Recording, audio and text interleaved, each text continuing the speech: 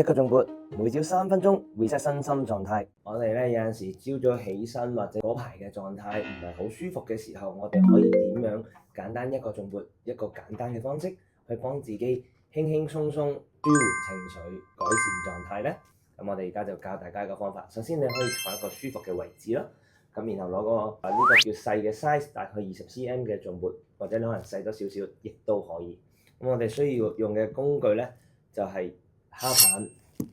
或者咧我哋科學頌缽嘅麂皮棒。咁當然如果冇麂皮棒咧都可以嘅，用磨棒。咁我哋會點做咧？第一個步驟，我哋就會敲貼近眉心，然後咧感受個聲音同埋震動，隨住放慢呼吸，將個頌缽帶到去你心口嘅位置，繼續保持呼吸。聽到啲聲音就冇啦，再敲得下，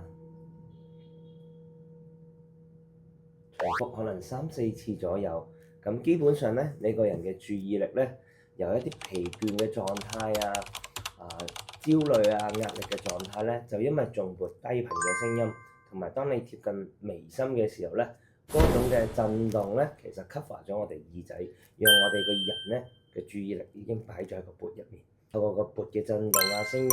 將我哋成個人嘅注意力同佢連結咗。當你幾分鐘之後，其實咧隨住你嘅呼吸咧，你個人會平靜咗。咁喺呢個時候咧，我哋亦都可以選擇擺低個缽，攞起你支麂皮棒或者磨棒，打一個輕柔嘅聲音，然後就聽住呢個聲音，去到接近冇啦，我哋可以打第2支。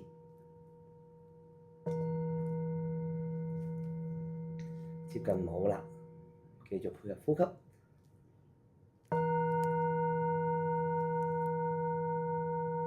喺呢個過程中咧，就讓自己將個注意力繼續擺喺缽聲當中。